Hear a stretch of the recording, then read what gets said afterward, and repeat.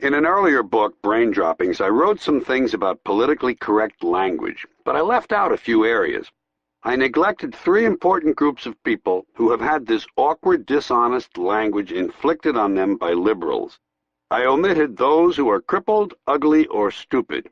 And so, to address these earlier omissions, I'd like to make a brief return visit to that playground of guilty white liberals, political correctness. Political correctness is America's newest form of intolerance, and it's especially pernicious because it comes disguised as tolerance. It presents itself as fairness, yet attempts to restrict and control people's language with strict codes and rigid rules. I'm not sure that's the way to fight discrimination. I'm not sure silencing people or forcing them to alter their speech is the best method for solving problems that go much deeper than speech.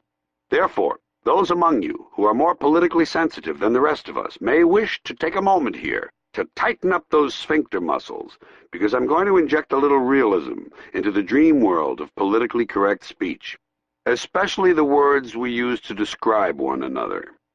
Perhaps you've noticed that when the politically correct liberal rule makers decide to rename a group of humans they view as victims, they begin by imparting a sense of shame to the group's existing name. And so somewhere over the years the word cripple has been discarded. No one mentions cripples anymore. That's because in yet another stunning attempt to stand reality on its head, cripples have been assigned a new designation, the physically challenged. The use of physically challenged is an obvious attempt to make people feel better. The idea being, as long as we can't cure these people, let's give their condition a more positive name and maybe it'll distract everyone. It's verbal sleight of hand.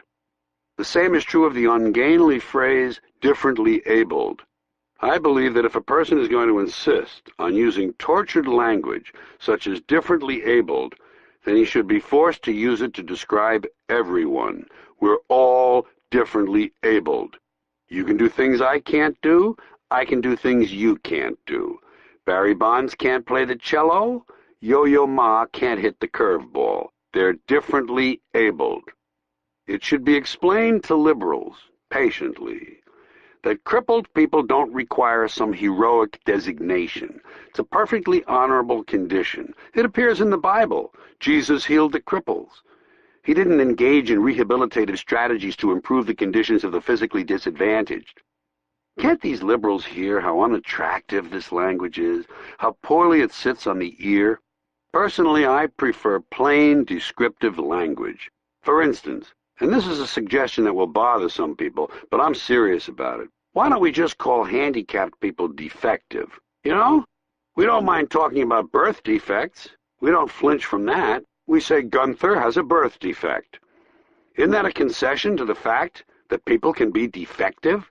Then what would be wrong with calling those people the physically defective? At what point in life does a person with a birth defect become a person who is differently abled? And why does it happen? I'm confused. Then there are those who don't quite measure up to society's accepted standards of physical attractiveness. The worst of that group are called ugly, or at least they used to be. The PC lingo cops have been working on this, too. And to demonstrate how far all this politically correct, evasive language has gone, some psychologists are actually now referring to ugly people as those with severe appearance deficits. Okay? Severe appearance deficits.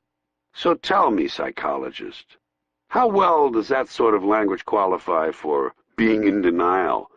These allegedly well-intentioned people have strayed so far from reality that it will not be a surprise for me to someday hear a rape victim referred to as an unwilling sperm recipient. Back to ugly.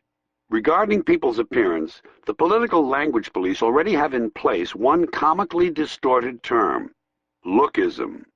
They say that when you judge a person, or rather size them up, wouldn't want to judge someone, that would be judgmental.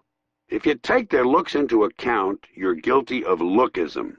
You're a lookist, and those valiant people who fight lookism, many of them unattractive themselves, tell us that one problem is that in our society, those who get to be called beautiful and those who are called ugly are determined by standards arbitrarily set by us.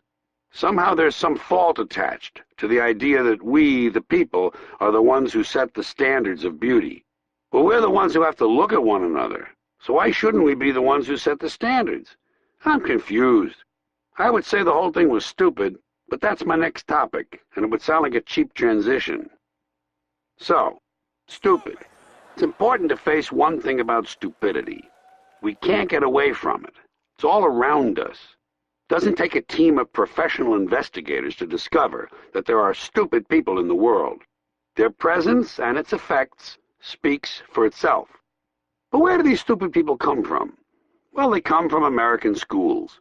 But while they're attending these schools, they're never identified as stupid. That comes later, when they grow up. When they're kids, you can't call them stupid, which may be contributing to the problem. Unfortunately, kids, stupid or otherwise, come under a sort of protective umbrella we've established that prevents them from being exposed to the real world until at 18 their parents spring them on the rest of us, full grown. There are stupid kids.